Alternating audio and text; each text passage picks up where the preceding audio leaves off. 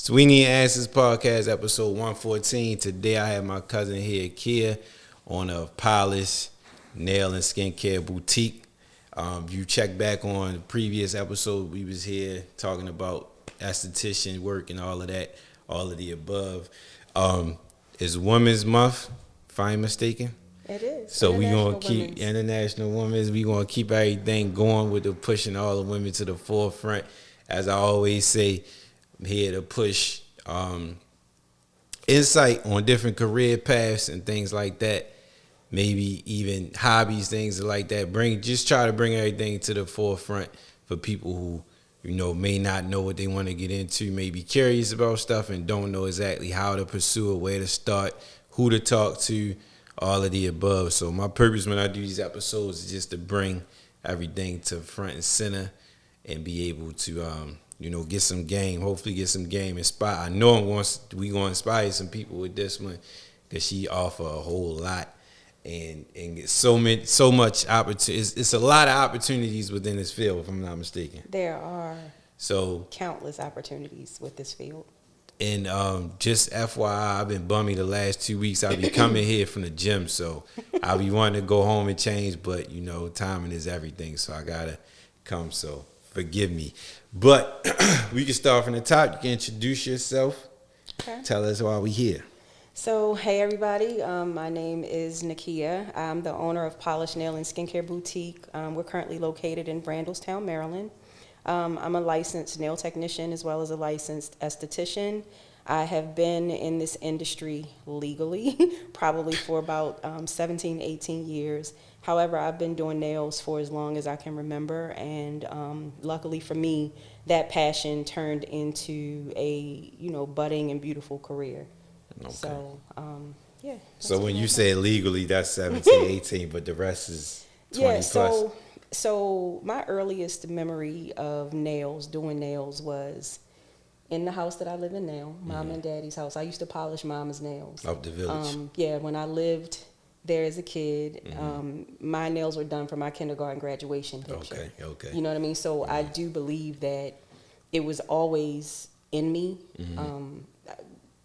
In high school, the reason that I actually really got into doing nails was because in high school, my mother noticed that I polished my nails and toes every day. And she saw how much I was into it and how good I was at it. And she enrolled me in an adult education course that was hosted at Milford Mill. Okay. And it taught the basics of manicure and nail art. Okay. And I was 14 at the time. And that experience just sparked something in me. So immediately after, I started doing acrylics on myself. And then I started doing my friends. I did nails for prom to make money, to help cover the cost of my pictures.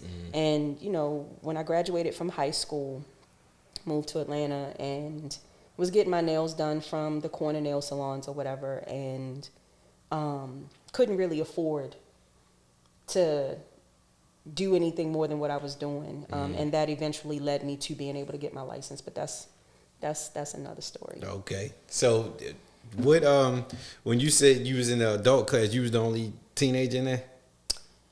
There were a few maybe, but I probably was the only teenager in there. Okay. And it just, it's as you already know, it's great to be connected to people that know people.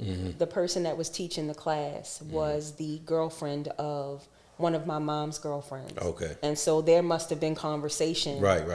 that happened around how much I polished my nails, and it just kind of funneled me down that pathway, and I took to it immediately. That's what's up. Shout out to Tony for having that foresight. Definitely. So she is the reason, and she reminds me regularly. I'm sure it wouldn't be in McClary if she did. But so tell me about the part. So what was the steps of becoming professional with it? Like, where do you start? I know you took the class, and once you take the class, you're not able to just go into it. No. So how does it start? So I want to give a little bit of background because I want everybody to know that everybody's story is unique in how we end up in this particular profession. For me, I always had a love for it, definitely. But I didn't consider it I didn't consider it an opportunity for entrepreneurial independence until I was forced to. So again, I mentioned earlier, you know, I had done nails in high school, and then I moved to Atlanta to go to college. And while living in Atlanta, started building a life for myself. I was working for the phone company. You know, anybody that knows anything about working for any of the phone companies, you know, it's a really good job. Pays well, but it's a slave ship. And but I was able to do a lot working for that, you know, working for the phone company, and it was a great opportunity. When I was 26, I had a house built in Atlanta. Everything was going well. 2 weeks after closing on my house, I got a notice I was being laid off from my job. Damn. And it was already a stretch, you know, taking on a mortgage at such a young age, but trying to figure out how I was going to survive is what put me into, I guess, fight or flight mode, trying to figure out how to get, how I was going to get the money I needed to be able to pay for myself. At the time, the job that I had working for the phone company was fantastic, and I loved it.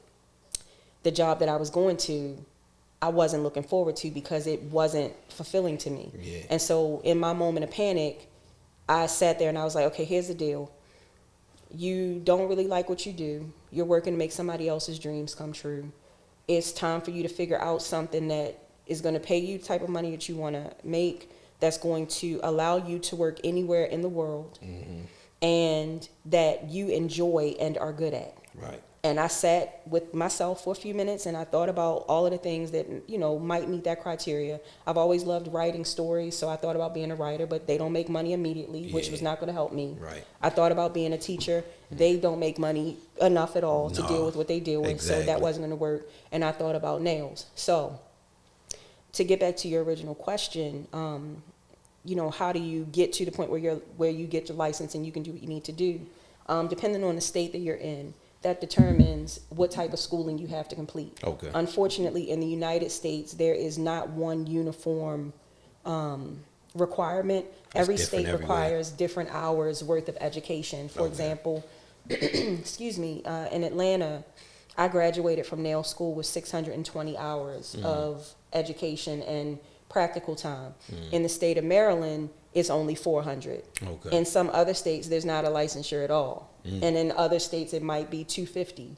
So, but depending on where you are, you can, you know, check with the State Board of Cosmetology to find out what the requirements are, and also what schools are available to get you the licensure through their programs. So if you was in another state and got it, so you got it in Georgia initially, and you could just come here with that, or you had to get it over again? So I had to, any state that you live in, you have to get licensed. Now some states offer what's called reciprocity, whereas you can transfer your license depending on how many hours you originally graduated with. Because I graduated with so many hours in Georgia, all I had to do was show my license, and I was granted a license because my education superseded what was offered here. If I had come from a state that had less hours, like say for example, maybe South Carolina only has 250 hours, then I would have had to go back to school 450 hours to make the 400 minimum for the state of Maryland. I would probably have to take the state board exam for the state of Maryland also. Is it tough? Is it hard? So, you know, it has the potential to be tough if you don't know your stuff. Like, you definitely need to know your stuff. My state board exam, was this for aesthetics or nails? I think it was for nails. In Georgia, on the way there, I lived in Atlanta, and my exam was in Macon, Georgia, which is about an hour and a half away. I was getting off at the exit, and a car rear-ended me. And we have to be in the building to take this state exam by a certain time, or you aren't allowed in. Luckily, when I got out of my car and I had on scrubs, other students that were headed knew that I was going to take some type of test. They spoke for you. They told the people at the front desk. So when I got there and I was crying, like profusely, because you have to pay for these exams. If you miss it, you have to pay for it again. And they told them that I was in an accident, and you know, they allowed me to take it. I took the state board exam in 30 minutes and I passed it. That's what's up. Okay, congrats. But that's not a common situation. Thank you. How long is it? So the exam is scheduled for, I believe, 2 hours, and you have two parts. You have the written portion, which is going to ask you questions about the theory that you go through from start to finish, talking about nail diseases and disorders, anatomy and physiology. Like, let me clear it up. Nails is fun. Nails is cute. What you see on the internet is bomb.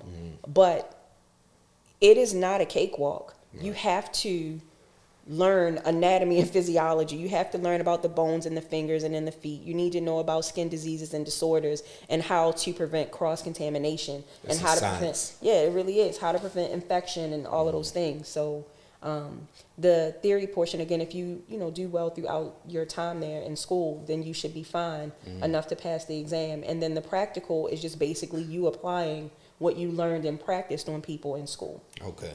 And so you can get your license by going that route, or you can also do apprenticeships. Okay. And apprenticeships is basically where you will work under a licensed professional that has been in the industry and licensed for no less than 2 years. And you are basically getting on-the-job training. Okay. And so depending on who you apprentice under, your apprentice sponsor should be teaching you not only about how to do nails as far as the technical work, but they should be teaching you the theory too, so that you can also pass the exam. Okay. Is that what Winter did with you? That's what Winter did with me. Okay. Shout out to Snow Go. Yes. Snow Nails is an apprentice of mine. Okay. And these are Instagram people. SKB Nail Cave. I think SKB Nail Cave is an apprentice of mine. Jaded Nails, JADED Nails is a apprentice of mine that I completed. Now, Jade had a unique situation. Jade is actually a licensed cosmetologist, so she didn't have to test because she already had a license, but I had to teach the skills and the techniques because they don't focus a lot on that in the cosmetology program. Okay. So don't let those schools tell you otherwise. So if you do the apprentice, you don't have to do the school part? No, you don't. So what do you, I ain't going to say what do you, Ask me. what do you prefer? What would you recommend for someone? So, in my personal and professional opinion, schools in the state leave a lot to be desired, specifically because they don't have the time to teach you what you need to know to be a successful and thriving nail tech. How they don't have the time? I'm about to tell you. Oh, go ahead. I'm sorry. Excuse me. Go ahead. So, you have 400 hours to complete learning the state board theory, meaning the theory behind what it is we do, why we're doing it, how to do it safely, as well as get enough practice in to perfect your technique. Okay. Imagine you're a person that doesn't know how to polish nails. A lot of your time is being spent prepping you to take the exam. Okay. You're not getting a ton of hands-on experience. So if you come in there green with no experience, you may leave out of there with a license, but still don't know what you're doing. Okay. I've experienced personally several licensed nail technicians that have gone to these schools and they can't polish nails. That's the basic thing that you should get from that program. But they can pass the test. Okay. But they, as far as skill is concerned, it's lacking. And I don't blame the students. I feel like there just needs to be a greater amount of hours to give people the time to practice and perfect their techniques. Not just outside of school, but in school where they're paying to go. Gotcha. With the apprenticeships, they don't pay because we can't be paid by the technician directly. And so there's programs like the one that I developed that allows a apprentice to come in, learn the craft, and it's treated the same way that school is. Okay. They provide services throughout their tenure with me. And by the time that they finish, not only are they proficient at doing their services, but they also know how to run a business. Okay. So comparing that to like a bartending school is not as so you said that you can be paid or you can't. What part did you say? So the state board doesn't allow me to charge an apprentice. Okay, right. But you Whereas can they go to teach school. a class. Yeah, so they'll go to school. They pay these schools anywhere from $3,500 to $5,000 for their education to come out with whatever skills they come out with. Okay, right? But not the experience. They're not going to have as much experience because the way that the programs that I've seen, and I can't speak for all of them because I'm only familiar with what I'm familiar with, but I have been told by students that have attended these schools that they don't really work on clients. Okay. And if you're not practicing the technique on real people, you're limited with what skills you have. That's like doing hair. You can learn how to do hair. You can work on a mannequin all day, but until you get a person whose scalp moves, when you're trying to part it, you're not going to know how to navigate that. I understand. So that hands-on work is what makes all of the difference in the world in perfecting your craft. And unfortunately, in a 400-hour program, in my opinion, you don't get the time that you need to be able to do that. Gotcha. Okay. So after that, when you were in, you did all this in Atlanta first. Yeah, I got my license in Atlanta first. Yes. And then once you finished that, well, question. So most of the people like the regular nail shops, the foreign people that run it, do they go to school? No, they don't. Okay. They apprentice under salon owners. And which is probably another foreign. Yes. Oh wow. Yes. Yes. Oh, all right. So now, go ahead. So I can't speak for all of them. But with that being said, well, I guess it's just like everything when you learning how to do stuff. If you know how to do it, people are gonna trust you regardless. Like they don't really need to see that, but legally it's not right. I can't say that legally it's not right. What I can say is that there have been instances where people that supposedly have a license to work in some of those salons are actually getting copies of other people's licenses, and they're not their own. Oh wow! And somebody could call up on them. Yes, but you would have to know. And let's just be real: the consumer is not aware. Really care. If you can polish nails and you do whatever you do without hurting them, why would they ever think to call up on them? Okay, gotcha. Like it's in 2023, there are more professional and legal corner nail salons than there have been in the past. So not everybody is doing things the wrong way. Right. And I do see, I guess, I mean, being as though I'm a male, I guess is being on Instagram, you see a lot more now than before. But I mean, I guess I was never paying attention, but it's definitely more in your face. And I guess they my age group that's starting to do this stuff too. So I definitely noticed some more than I used to. And then I ain't gonna get it, but go. So I think that what people don't realize, a lot of people don't realize, is that the beauty industry is probably $1 trillion industry right now. I can imagine. You have women. Let me speak properly. You have women paying upwards to $100 and something to $300 for a set of nails. Yeah. And more depending on what it is that they get. And so a lot of these nail salons are doing the things that they need to do so that they can get a cut of that money. True. Okay. Gotcha. So they're not operating backdoor as much as they might have in the past. Gotcha. Doesn't mean it doesn't still happen, but it's the consumer's responsibility to do their due diligence and to make sure that everything is everything. Gotcha. I understand. So, all right. So after you got the license, you finished the test and all that. What was next after that? So when I was in nail school, I got a facial from an esthetician in training, and I fell in love. All of these are in the same building. They were in the same. They were with the same, not same classes, but in the same school. Okay. So the school was a beauty industry school, so they offered massage, therapy licensure, nail tech licensure, aesthetics licensure, and cosmetology. Okay. Each of these holds a different license.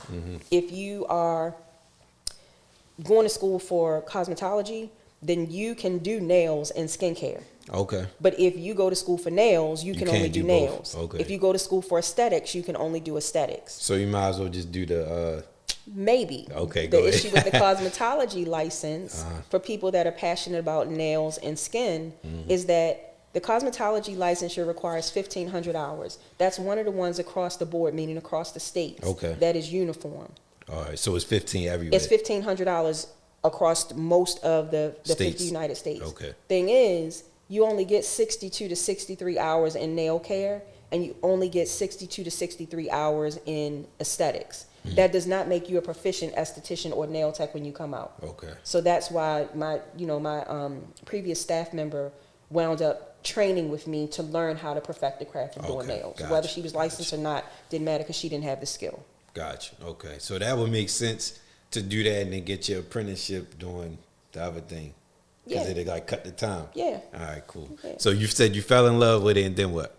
A month after graduating from nail school, I enrolled in aesthetic school. Okay. And had some challenges during that program, but was able to finish it, and got my license for that in the state of Georgia. And that, just like nails, has varying requirements depending on the state. In Okay. Georgia, I graduated with 1,000 hours in aesthetics. In Maryland, they only do 600. Oh, In okay. Virginia, they have a 600-hour program and a 1,200-hour program. I think in DC, they got a 1,000-hour program. So It's it depends all on over where the you place. are. All over the place. And that determines what you're able to do, Okay. right? Yeah. Because estheticians in the state of Maryland, shouldn't be doing certain services. I Right. think we talked about that on the last podcast with the other young ladies. But if you're in the state of Virginia, you can do laser hair removal, laser facials. You can do all of these advanced chemical peels Damn. and these advanced services. Uh-huh. But, So you got that, and then just walk me through it. So after you got that, then what was the next move? I got the licensure. Remember, I told you I, had gotten laid off from my position. I actually, when I was in Georgia, tried to do what I'm doing here in Maryland, and it didn't work out. And it didn't work out because in those days, the corner nail salons were the hit. Okay. And being a black nail tech, having your own thing, was not as sought after or common as it is now. So you was ahead of your time, basically. I was ahead of my time, but Yeah. they weren't ready. Yeah, right. I got They you. weren't ready. So, I struggled, and to be completely transparent, like, after I left the phone company, I wound up losing everything. And that's what brought me back to Maryland. But Okay. it was the Maryland reset that gave me the space Okay. to do polished. When I moved back here, I had the pleasure of working for my dream company, Dermalogica, which is an international skincare brand. Okay. And it's the same brand I trained on in aesthetic school. Got a job being an educator for them. And that was the path that actually led me to having the confidence and, I think, the knowledge to be able to, do my own thing. Okay. Yeah. That's what's up. So I feel like it reminds me of the last episode with the young lady with her catering business. She had, for those who didn't watch episode 113, check it out. But she had a food truck, and she got she went through all of the ups and downs with the food truck. Had to start over and restart that whole thing. So coming full circle again with this, that breakthrough moment when you gotta go through something is either you gonna break or bend. Yeah. And you didn't give up. You said you're gonna do it. I start over in my hometown. Yeah, and it's funny because when I left Baltimore at 18, I had a clientele.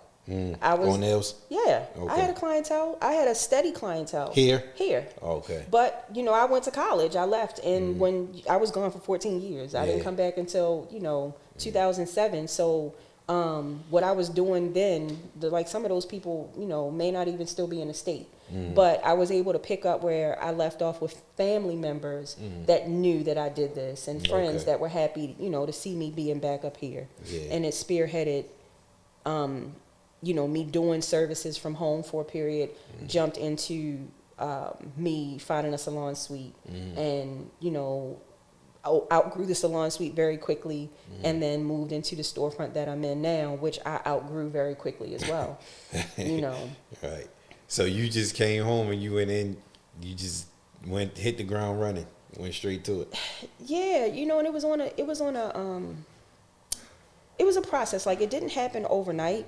I would see a few people at home, and when I moved back into our great grandparents' home, my dad bought me 2 pedicure chairs for my birthday, and helped me set them up in the basement. And I set the basement up to service people, and that kind of opened up the doors for me to see that I still, that I had what it took. Yeah. And in the process, I was getting postcards from one of the salon suites asking if I wanted to, to open up a space. And initially I was against it because I was like, why would I step out and get overhead and pay bills unnecessarily when I'm doing it at home? Yeah. But the reason that you do that is because you want growth. Yeah, it's only so many people you're going to allow in your house. True. It's only so many people, if you're a mobile tech, whose house you're going to want to go into. True. And that gets really old too, because you're carrying all of this heavy equipment. A lot of times you don't know the venues that you're going to. True. I did a mobile party one time, and I was doing facials, nails, and toes at this party for 12 women, and it was on the 3rd floor of an apartment building, and I was by myself having to carry that stuff up and downstairs. Yeah.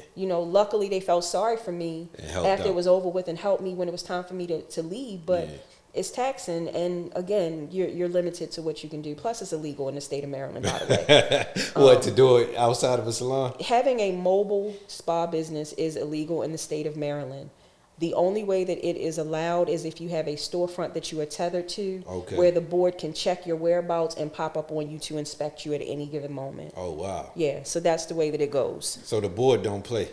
The board doesn't play. I remember y'all spoke about this on the last one. Yeah. The board, okay. Yeah. They be on shit. And at that time, I was actually on the state board of cosmetology for Maryland, and they definitely have made it clear that mobile salons are not legal or valid unless unless you are tethered to or attached to an actual brick and mortar that has a schedule that can point out where you're going to be doing mobile services at any given time. How was that experience being on the board? What made you go on the board? I did it because I wanted to impart change on our industry. I wasn't happy with what I was seeing. I don't like being limited in anything. Gotcha. And as an esthetician that is trained, that is credentialed, that invests in her career and has since the beginning, not being able to offer certain services is not okay to me. Being on the board was challenging for me because when you are a state board member, your job is to advocate for the consumer. Gotcha. And not for licensed professionals like myself. Right. And I believe that, consumers should take some responsibility in making better choices in where they choose to spend their money and get certain services. So, there were things that were happening and things that are still happening out in the industry that I wanted to be a part of in regard to, seeing them change. Did you see did you make an impact, you feel like? Not enough. Okay. Not enough. What I found is that the Board of Cosmetology is led by cosmetologists more than estheticians and nail techs. I was the only esthetician and nail tech on the same board. So it's and more I'm one hair person. people. It's more hair people on there. In addition to it being more hair people on there, it was very, very difficult because the estheticians and nail techs that I was there to fight for would never show up. So they complain about, what they don't like and what needs to be changed, but they don't show up and advocate for themselves. And I can't be out on the island by myself fighting for our right to do the things we want to do. Yeah. You spoke about that on the other one too. Yeah, and I still feel very passionately about that. Yeah. And that's good because that means you're serious about your craft. Yes. I love what we do. And, I'm going to be real, like aesthetic school and nail school, they're not cheap. It's money that's being invested. Like aesthetic schools are anywhere from $13,000 to $15,000 for your education. But when you graduate in the state of Maryland, all you are licensed to do is steam and cream. And any esthetician knows what I'm talking about. You are not supposed to use chemical peels. You are not legally allowed to do microdermabrasion. You're not supposed to be doing microneedling. You're not supposed to be doing most of the stuff that people are out here doing. Right. But they're not allowed to do it because they're not standing up for their right to be able to. And they're not advocating through their local congressmen, And if enough people stand up, it'll make a change. It'll make a change. But they aren't going to make any changes, and the board is not going to be a proponent for something when you don't even show up to advocate for yourself. Yeah, if you don't do it, we ain't. That's going to put more work on them. So what was your way of reaching out? Was you reaching out to different businesses to get them to come, or? So I had created a beauty industry professionals Facebook page. Okay. And I would go on there and do lives on the state board, days that they would host their meetings, imploring people to bring a friend, tell a friend, show up. And it just didn't work. I would talk to students in the aesthetic schools and in the nail schools saying this is the day that's being held. You all need to be aware of what's going on because people are making laws and enforcing laws that affect your job, your careers. Yeah. And you don't even know what's going on. Right. but you complain in the background Yeah. about what you don't like. I think a lot of people fall victim to that too. Like we talk about stuff, but a lot of people don't make the effort to try to make that change. Because it's too much work. Yeah. They want somebody else to do it. Yeah, that ain't You gonna know, work. and that's the thing. And let me tell you something. I have no desire to be a politician. I have no desire to do anything related to politics. But you want to see change. But I want to see change. In your field. Absolutely. Right. So what goes into you? Give us a roundabout, I guess, or like a short synopsis of having your own storefront. Like I know a lot of people, like, say if you get a suite and then you just get and you're an esthetician, if you want to just buy like the equipment or the chairs and stuff like that. Give us a roundabout of like the amount of money you should come to play with, or you should have in your mind you're going to be spending. It's a really, really good question. You know, it's interesting. When I started my business in the salon suites, I didn't have any capital. Mm-hmm. The money that financed that suite was the money from doing services for clients. And I worked my ass off. Excuse my language. But you ain't got, oh my gosh, say whatever you want. Fuck shit, all that. Go ahead, I worked my ass off to get to where, you know, I am. I didn't get any business loans or anything. And I wish that I had. I was about to say. Okay? Because it's so much better to spend somebody else's money than to spend your own. So did you choose to not do that, or was you like, you didn't think you could get it? I want to say that, to be honest, it never crossed my mind. Okay. It didn't cross my mind until it was too late. Okay. You know what I mean? Yeah. And to be honest, like, I would say, like, my father had a store, you know, but my father was a hood dude. You know what I mean?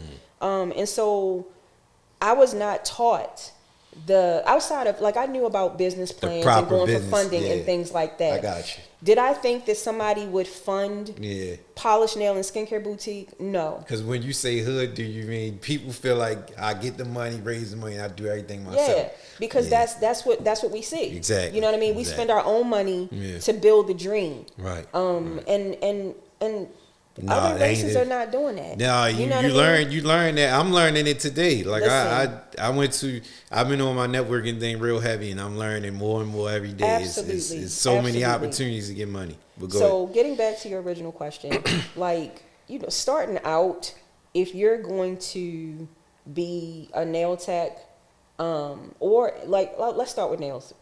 Like the pedicure chairs, the cheapest pedicure chair that I've seen is like $2,500. Every bottle of gel polish that you buy from the professional nail supply stores are between $17 and $20 a bottle. How many you would need starting off? You want to have a variety. Okay. You know, so yeah, like, you want to have a variety. Now, again, if anybody is an enthusiast about nails and nail polish, now and I have to say this too. Amazon is your friend. Okay. Amazon sells a lot of products, but they are not professional spa quality products. Gotcha. Doesn't mean they don't work, right? So a lot of nail techs will buy their stuff from there, which saves them a lot of money. That's how they get started. They buy their lamps from there and all of those things. So on the low end, to start out, you know, probably $5,000 or $6,000. And this is for a suite? That's for a suite. Not to mention the suites, as far as rent, are anywhere from $275 to $300 and something a week. And some of them require you to pay a contract. Others allow you to do month to month with them. But before you do any of that, you need to make sure that you have a license to be a practitioner in nails or skin, and a business license, and insurance. Okay. To cover yourself, so that if something goes wrong, if a client gets hurt, if there's an injury of sorts, because it happens, that you have backup. Gotcha. You know, and then you start planning out, you know, what you want to have in your space. So what about the actual salon? Like, how your space is? So, because I did everything out of pocket, the space, how do I say this? Because I did everything out of pocket, like, I invested as I went. Okay. In a perfect world, had I done things the right way, no less than probably $25,000, $30,000. And the reason I say that is because you want your decor to be right. You know what I mean? You want your space to be visually attractive to people that are coming in. You want the setup to be such that it draws people in because they want to see how pretty it is. Yeah. You know, and you want to be able to create an experience for your clients. I wish that I had done that. Okay. You know, Yeah. I've been fortunate to be able to do what I did the way that I did it, but this is my 10th year of business, and I've learned a lot in the 10 years that I've been around the block. And you know, the next go around, whatever that looks like for me, is going to be very different. Gotcha. So anybody that's want to jump straight out there, do you recommend the storefront or the suite, or it depends on your clientele? I think it depends on the clientele, but I think that the suites are a great springboard. Okay. Because it's going to show you what it takes to run a business. And it allows you to do it without overhead. Like the last 3 months, the BGE bill at the salon have been over $500. You're not taking that into account when you're thinking about what you have to pay for rent. And any storefront is going to be a lot more expensive because of the overhead that's associated with it. Plus, with the storefront, you have to build it out. Most of these landlords out here for these commercial spaces are not offering you build out. And if they do, they're putting you into some crazy contract or charging you an exorbitant amount of rent. So with the suites, you come in, a lot of times they'll build the suites out to your specs. You don't have to pay any utilities. They usually come equipped with laundry facilities and, you know, things like that. They're responsible for the maintenance and upkeep of the common areas in the space. Normally, they give you 24-hour access. Okay. You know, so you can run your business out of a small space with little, for lack of better terms, little responsibility. So I think that that's a great place to start for anybody. But what I will say, too, is you go into the suite after you've worked for somebody and have learned how to work in a business. Okay. You'll get that experience when you Get open that shop. experience working with someone else. Gotcha. And what I did when I was working for a lot of the salons and spas in and around Atlanta was I kept a journal of what I liked and what I didn't like about the business. That's smart. What worked well, what didn't work. I did everything from draw out blueprints of what I wanted my pedicure setup to be like, you know, and I used that blueprint to do some of the things that I was able to do in my spaces. Gotcha. So it's better to learn at somebody else's expense That makes than sense. to learn at your own. That makes sense. That make a lot of sense. So you're in school right now. Yeah. What you in school for now? I am in school for nursing with the goal of getting my nurse practitioner's license. Okay. And this goes hand in hand with the business. I'm doing it for my business, yes. I would like to, at some point, open up a medical spa. Okay. To be able to provide more advanced services and treatments for people of color. Okay. Then what gave you that idea? What made you want to do that? Being an esthetician and being limited. Okay. Not being able to do chemical peels that will produce change in the skins of people that are suffering from acne and severe hyperpigmentation, you know, skins with scarring and things of that nature. I just really want to impart change. The tagline for Polished is experience the transformation inside out. When you come into my business, you experience that, you know, with your interactions with the staff, and how you feel when you leave is different from, you know, how you felt when you got there. Right. But it's something altogether different when you can make a person fall in love with their skin. Yeah. You know, it's something altogether different when you can take away trauma, personal trauma, internal trauma, because when they look in the mirror, they don't like what they see. Right. You know, and as it stands, as a standard esthetician in the state of Maryland, my hands are tied because I'm operating within the confines of my license, not doing things I'm not supposed to do. Right. My hands are tied. When in the state of Georgia, I was doing all the things. I was professionally trained, licensed, and even have worked in medical spas there where I was able to do those procedures. So my goal is to, you know, open up a medical spa and be my own director for that spa, so I don't have to be dependent on other people's presence to be successful, so that I can provide for my clients. So how long do you had to go to school? Forever. Forever. How long does it take to get this? Forever. This is another license? A nursing license. I'm getting a nursing degree. Actually, I'm getting a nursing associate's, bachelor's, and master's. So when can you actually start then? Forever. I meant that. It's going to take a long time. But at the end of the day, like the way that I look at it is that it's better that I start now. I wish I would have started it years ago, but you know, I'm in a space where I'm committed to doing it, and it doesn't matter how long it takes. I'm gonna finish what I started. But you can't start until you finish the school part. I can't do those advanced treatments in my space. Okay. Until I get those credentials. Okay, so you could do it elsewhere? I could do it if I went and worked for a medical spa, meaning working for somebody else. Is like About Faces a medical spa? About Faces has a medical spa division, yes. Okay. I used to work for them. Okay, I didn't know that. All right. I worked for About Faces here. I worked for Spa in the Valley and Spa in the Avenue. And then I taught all of them when I worked for Dermalogica. That's what's up. Yeah. That's what's up. So you said you also mentioned to me that you wanted to start an online.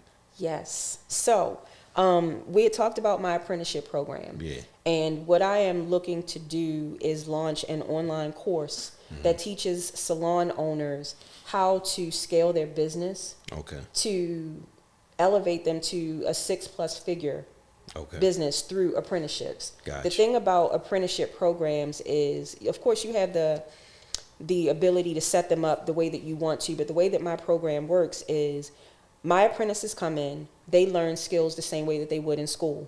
Because they do not pay me, because legally they cannot pay me, the services that they provide to clients, they are not paid for. However, just like you're not paid when you're in school, they're able to get their tips, but they're getting skills that they can take and start their own businesses by the time that they finish. Gotcha. So the revenues that are generated off of those services, if you do your apprenticeship program correctly, where you're having them covering the book work that prepares them for the exam, and also teaching them skills, can generate major revenue per apprentice. In the state of Maryland, you can apprentice 2 people at one time. So you have the opportunity in an 8-month period to generate anywhere between $25,000 or more per apprentice. Okay. And that's how you scale your business. At the end of the day, what most of us don't think about when we have a passion for this industry is whether or not we're going to want to do it when we're 50. Right. Whether or not we're going to want to do it when we're 60. So you have to start putting yourself in a position to separate. And how best to do that than to, build your cash flow, leveraging the talents of other people. Right. Gotcha. And the cool thing about it, like some people might look at that as being a negative thing, but at the end of the day, you're imparting a skill. Yeah. And it's a skill that they're not paying you to impart. Your time is valuable. And so that's the reason that, my program is set up that way. But when these people leave this program, they are skilled enough not only in doing nails, but also in running a business to step out and get their own coin. Right, got you. And it makes sense. Every field is doing that. Like I know people teach braids, they teach how to do braids, all that stuff. Do hair, all that stuff. Absolutely. So bartending schools, all of that. So it makes sense. It the go hand in difference hand. is that those schools are getting paid to teach you. And y'all apprentices are not. I mean, apprenticeship sponsors are not getting paid. So you don't get paid and they don't get paid. They just get tips. Your apprentice don't get paid. The salon gets paid. Okay. They don't so the get apprentice. The apprentice's services, like say for example, if you're my apprentice, once I take you through a module that might teach you, say, the basics of manicuring. Once you are proficient in doing manicures, and I find out if you're proficient by teaching you the skill, having you practice the skill on a mannequin, then inviting in our existing clients to get manicures from you at no cost. And then once you reach a certain level of proficiency, the manicures are offered at a discount. And then once you are at the pinnacle of proficiency, they're offered at full price. Gotcha. That technician has gone through stages to perfect their craft at that particular level. They aren't going to get paid for that service per se, but the practice and experience is their payment. What they will get paid is gratuity, which is tips. And I've been very fortunate to have great clients who tip our techs very well. That's what's up. So they don't walk away empty-handed. Right. But it's a win-win situation. So when you said something about people doing it at 50 and 60, is it an age where people usually stop? There's not an age where people stop, but what I'm realizing as I approach 50 is I no longer want to trade my time for money. Gosh. You understand? Like, I want to spend my time doing things that I want to do, and that doesn't mean I don't want to do nails and I don't want to do skincare. You want to enjoy. But I want to spend more time doing leisure things that I enjoy. I love to travel. Yeah. You know what I mean? I love educating. I don't want to have to punch a clock. And although I work for myself, I still punch a clock. Yeah, yeah. You know, I don't want to work 4 and 5 days a week. Right. I understand that. So one of the things that we never think about, most of us anyway, is an exit plan. Right. Okay. And I Makes never sense. thought that I would want an exit plan. Yeah. You know, but the more that I spend on vacation, Yeah. the more I realize I want to be on vacation. Right. You know, yeah, so yeah. there's no time frame or time limit, but our bodies break down too. True. You know, your And it's vision. time-consuming. Yeah, you know, yeah. your vision doesn't do what it did when you were 20. Yeah. And I was talking to a girl one time. She was in the shop for like 2 hours getting her nails done. Or maybe she just told me that. I don't know. She could have No. No, because like I'll give you an example. Like say for example, you see the girls with the really long nails with the Designs intricate and all designs that. and all of that stuff, and it might be a pointy shape or something like that. Those are called stilettos. Very tedious. That takes a lot of time. Yeah, And the I can longer the imagine. nails are, the longer it takes. Yeah. So you can be in a nail salon, guys. So don't be thinking your girls are lying. You can be in a nail salon for 2 to 3 hours, and sometimes more, depending on what you're getting. If you're getting a pedicure and you're getting your nails done, an average service at my shop, that service without any extra stuff is 2.5 hours.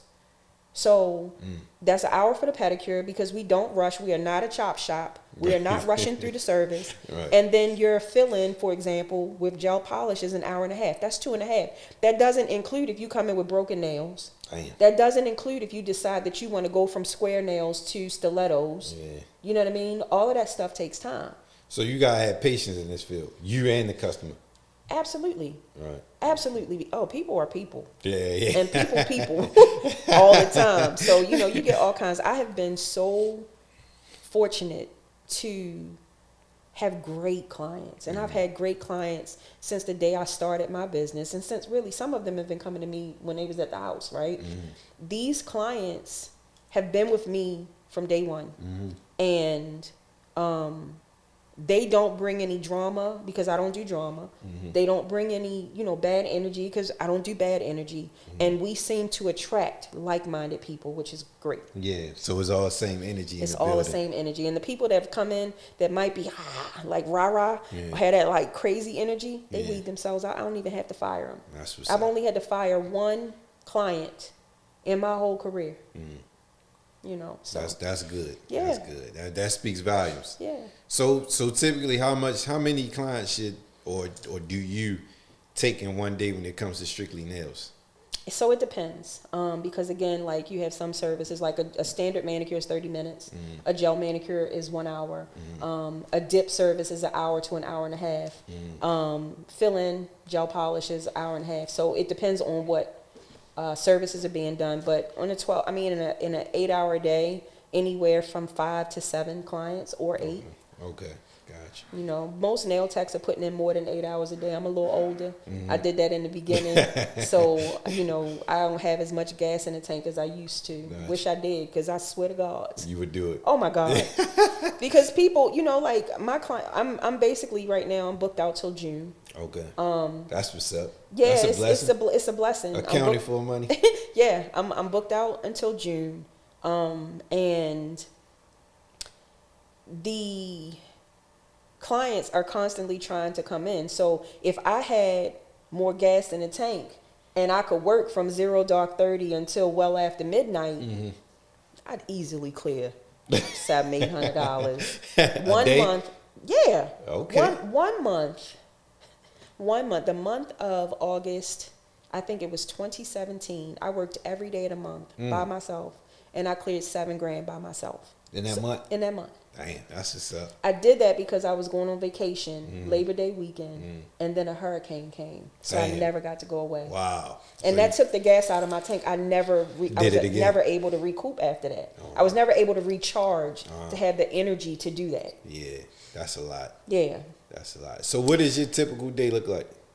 So, well, my days are not typical now because I'm in school. So I'm Okay. working abridged hours. Okay. But I usually start my day at 12 o'clock because I'm not a morning person. And I'll come in and, you know, I'll have, you know, a client that's getting a fill-in with gel polish. That's an hour and a half service. I might have a gel manicure here, a dip there. Then I'll sprinkle in, like today I had 2 Brazilian wax clients, and sometimes I'll have facials or full body wax. And so I like the variety of doing nail and skincare services in a day. But it's pretty consistent. On most days I do schedule a lunch, but there are a lot of days where I don't get a lunch. So keep that in mind. It's important that you eat and that you take care of yourself, because you're not going to be any good for your clients if you're not good. But you know, I'm one of those people, and I think that a lot of, you know, nail techs and business providers out there need to be like me, in the sense that customer service is very important to me, and professionalism is extremely important to me. And so I value my clients' time just like I expect them to value mine. Right. So their time, their appointment with me is their appointment. They don't typically come in when I'm with somebody else, and if they do, I'm finishing up that person so that they can get in my seat. My appointments are booked based on how long it takes me to do them from start to finish, so I'm very honest about that, so that nobody is sitting and waiting for extended periods of time. That's smart. You know, and I don't like the stress of it anyway. I you know, feel you. but being a professional and maintaining a degree of customer service is just as important as doing pretty nails. And it's a lot of nasty nail techs out there, and a lot of nasty estheticians out there as far as their attitudes are concerned. And I think that a lot of people forget that when these people are coming in and they book you for an appointment, that time, that slot is theirs. They are paying you for your time, for your attention. They're paying you to treat them with a certain degree of, for lack of better words, love. You're supposed to love on them during that period. That's what has them coming back. That's like a woman's me time. Like pampering and all that. It is. I get it. It is. So typically, men don't work in this field as doing nails and stuff, but in the corner shops, is a lot of men techs. I never understood. Well, I always was curious about why is that? Like, why do they do that? It's a lot of them, but with other cultures, it's not. I think that was a gateway for some of those people in those communities to provide for themselves and for their families. So at the end of the day, it's a job. It doesn't make you, you know, feminine because you do nails. Either you're feminine or you're not. Like, it doesn't matter. And it's money in it. Like, if you can do an acrylic full set and make $65 an hour, you know what I mean? Like, like why not? And of course, back then, and even in some of those shops, they may not be charging that much money. I think a lot of them are doing that now because they're hip to the game. But I just think that men look at anything related to the beauty industry, or the wellness, because it's a wellness industry. It's more than beauty. They look at it as being feminine. Like, getting a facial is not feminine. You have skin. You know what I mean? Getting a pedicure, y'all feet are in shoes and socks all the time. You need to get pedicures. You need to maintain your toenails. If you don't, you're going to have issues later on down the line. You know, you need to get manicures so that your hands look decent, because no woman wants you to be touching her and your hands are nasty. And you got dirt under your nails. Don't hide your hands. No, I'm good. I realized I did that as soon as you did it. But no. Like, oh, don't look at my hands. But I think mine cool. All of this stuff, even though it is a female-dominated industry, men need pampering and wellness and to be taken care of as well. So if you're a guy and you're listening to this, like, experience it. It'll change your life. Would you tell them to become a tech? If they are interested in doing it, and if they, you know, like, at the end of the day, like, you have to have a passion for this. True. That's something I usually say that during these type of interviews, because a lot of the careers that we discuss is more passion than just like, I'm just going to sign up and do this. For this industry, you have to want to do it whether you make the money or not. Because it's not easy, but it's not easy. But it's not hard. Right. Gotcha. And when you learn it, it's really hard, and it'll make you question whether or not you want to do it or not. And like I said before, the patience part, I think, 'cause you really, like, it's a difference with hair. Like, if you nice with hair, I feel like you can, But like, not everybody is nice with hair. True. And they still go through the program. True. You know, so true. I think that if it's something that you feel like you want to do, then you do what's necessary until you get it right. You don't quit because you're not good at it initially. It takes practice. Get better. You know? You're right. And as with anything, like, perfecting your craft takes practice, and it takes time, and it takes dedication. And it takes commitment. If you're not interested in being committed and you just in it for the money, don't waste your time or your client's time. Because the money is there, but it's going to come across that you don't enjoy it. And that client is going to feel that you don't enjoy it. Man, I feel you. And if they sitting there and they're paying you $90 for a set of nails, but they feel like you would much rather be somewhere else, do you think they're going to come back? Nah. So then if they don't come back, then you don't get to eat. And you can't cover up nails. You could put a hat on it if they fuck your hair up. Yeah. But the nails gonna be there. You gonna keep going like this. Yeah. Oh, don't look at my nails. Don't look at my balling nails. your nails. You spoke about when you talked to me about your plans for everything you teach, and you talked about teaching people about staffing and all that. Yes, Lord. And you just said that you only had one bad experience with a staff member. Well, not one bad experience, but you had to get rid of one. What is the? I was saying I fired a client. Oh, client. Well, yes, I know but it's that. Okay. I've had to separate from staff as well. Okay. You know, and one of the things that you learn, like I've worked in corporate America. I worked in corporate America for years before starting my own business, and a lot of the industries that I worked in involved having great customer service. And so I'm grateful for those experiences because it helped me to deal with the nuances of dealing with people working in my business. Because like at the end of the day, we're all human and we have feelings about things. And sometimes we don't always respond in a professional manner when things are not going the way that they're supposed to go, you know? And I know for me, like I really try hard to process a situation before I respond when I'm in the moment if something is not going right. And in regard to me having to, let a person go, I've only had to fire one person in the years that I've been in business. And that happened because that person was doing things in the salon that they shouldn't have been doing without permission. And they also were talking shit about me in my salon in my absence and didn't think that I was going to know about it. But I have cameras and I have, things, and I was able to hear firsthand, how they felt about me. And I don't really care about how you feel about me, but you're not going to talk shit about me in my own space. Yeah. You can talk shit about me out in the streets all day long. I don't care. Yeah. But not in my space. And I just didn't think that it was in my best interest to have that person representing my brand in any way, shape, or form. Because who knows what they're telling the people that they were, talking to, whether it was true or not. I wasn't supposed to know about it, so I couldn't defend myself one way or the other. Right. So that's the only thing that led to me actually having to terminate somebody. And I've had, staff leave. Like in our industry, it's common for staff to leave because typically when nail techs are working in a salon, they're working either paying booth rental or they're paying a percentage commission to the house. So that they can have access to the salon and salon supplies and things like that. And over time, sometimes commission-based employees, start looking at what the bottom line number is compared to what they're bringing home. And if they have any skill, they, decide to venture out and do it on their own. And I was that person, so I don't really feel any kind of way about that. I just, the only thing that I ask of people is that you do it with respect, meaning give me ample notice the same way that you would any other business. True. That you leave the place in the condition in which you found it, and that you return any items that were provided by the salon. If those criteria are met, I wish you well.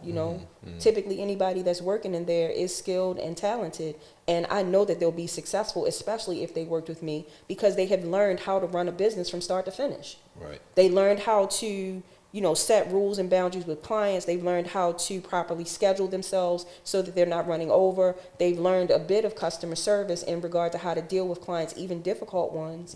They've learned how to manage, revenues in regard to the amount of money that's coming in. They've learned how to document the services that they've done. So they've learned a lot. So somebody stepping away is not, in my opinion, unexpected. Yeah, it's growth. It's growth. Yeah.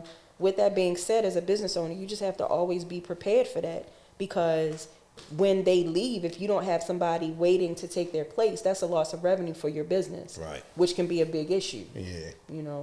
So typically, do you get your staff off people or is it like hire, like ads, whatever?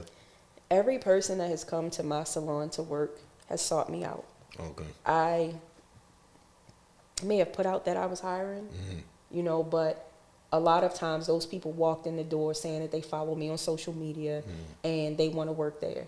And I've been very fortunate to have each and every person, except for one. One of them was a friend of mine at the time, and she was a licensed nail tech. We used to actually work together, and I offered her the opportunity. But for the most part, people have sought me out. Okay. And I would say, I don't know if it's for you or for any other person that's opening a spot. What's typical amount of staff you should have, or like max? Is it the max or anything, or if you have the space and you have the clientele, there is no max. Okay. Because at the end of the day, every head is going to generate revenue for the business. True. If anything, in my experience, having booth renters is not. That was my next question. Having booth renters is not as lucrative in some ways as having commission-based staff members. Okay. But it just really depends. The goal, though, is to have every station that you have in your salon or spa, whether it's a facial room, a wax station, a brow station, a pedicure chair, or manicure stations, having each and every station generating revenue every single hour that your business is open every day of the week. Right. Period. Right. So having all of those stations doesn't mean anything if they're not filled with clients and technicians. Right, for sure. You've been in it for 20 plus. I have.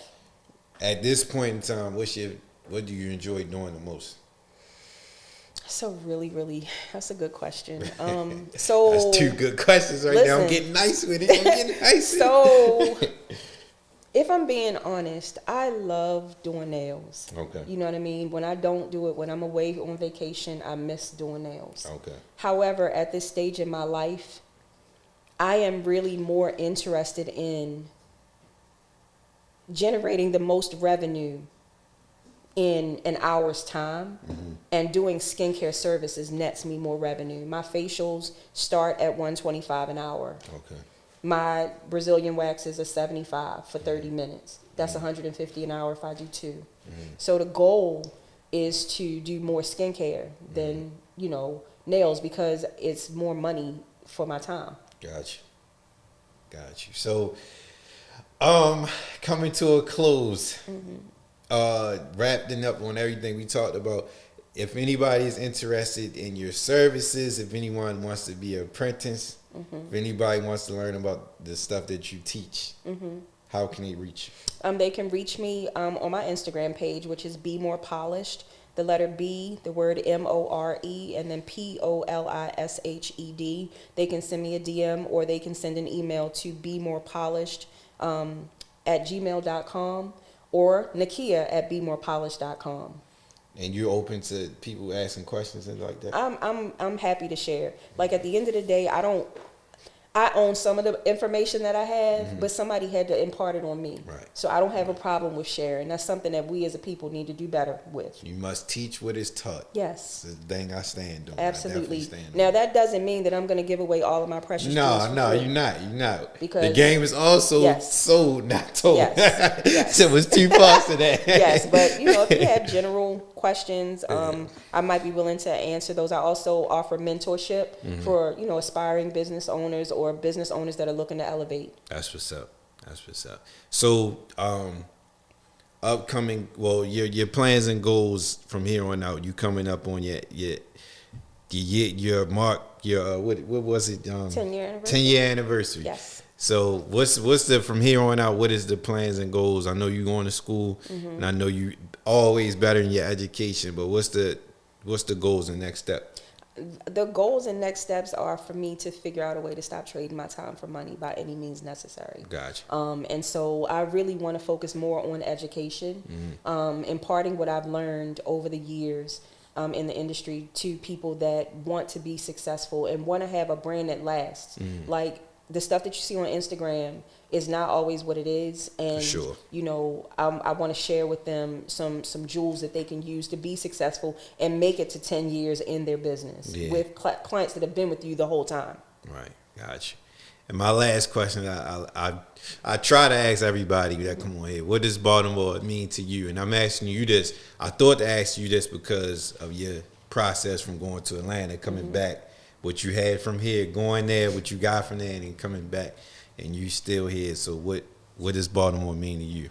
Baltimore's home. You know what I mean? There's a charm to the city for sure. You know, and for me, what's most important about being here is my family. Right. Being in Atlanta, I was by myself, and I made it. I lasted 14 years, and I did great things, and it forced me to grow up. But having the support of the people around you that love you and believe in you is most important. Baltimore has a lot to offer. You know, I would like to see changes in some things, you know, as it relates to crime, so that people, you know, can feel safe in doing the things that they love to do. But regardless of the ugly parts, it's still home. Yeah, for sure. You know, it's still home. I love that answer. All right, so in closing, I appreciate you coming and sharing all this game. Thank you. As I always also say, I like to learn period. So when I'm learning about different fields, careers, and the amount of effort and time and everything that goes involved with it, it's a learning process. It make you appreciate things, even if it ain't nothing that I indulge in. I still appreciate it, and I salute you for all this time and your entrepreneurship and all of that. So thank you. I tip my hat. I do want to say one thing before we close, because it just came to mind. You had asked a question about, you know, men doing nails or being in this industry. Women love male nail technicians. Oh, for real? And especially manly male technicians. Okay. Specifically because the way that a man grips your feet and massages your feet adds to the experience. Okay. So I got you. You can, as a male that might be interested in doing this kind of service, you know, make a whole lot of money because you are a man rubbing a woman's feet. Yeah. And if you are a man that rubs a woman's feet and also knows how to polish, you're going to have clientele. Okay. I know a few, you know, male nail technicians that have done really well in their career because, number one, they're different. Number two, they have strength that a woman, you know, typically doesn't have. Yeah. And if they center their business around, you know, providing ultimate relaxation, I just gave you a precious jewel. You know, any of you males that are listening, you center your business around, you know, relaxation, sensual relaxation without being creepy. You know, professional relaxation. There's a market for that. Okay. So. Masseuse school too. Yes, that go absolutely. hand in hand. Absolutely, but be a professional massage therapist. Yeah. That's a story for another day. I'm not even gonna touch that with a 10-foot I think pole. you touched on it a little bit with that last one, something like that. People get unprofessional. Extremely unprofessional. Yeah. Please do not taint our industry with your your pervertedness. Please don't do that. I got you. I got a million jokes, but I'm gonna keep it to myself. We can save them for another day. But no, I appreciate you. I definitely appreciate it. And I hope this helps somebody that's looking for information, because you won't get free information like this nowhere else for real. A lot of people be trying to hold back. But please follow up with Kia if you're interested. I'm gonna put all the information in the bio. In the caption and in the description on YouTube, all that. So holla at her. She definitely open for any conversations and all that. And until next time, it's episode 114. Thanks, guys. We need answers.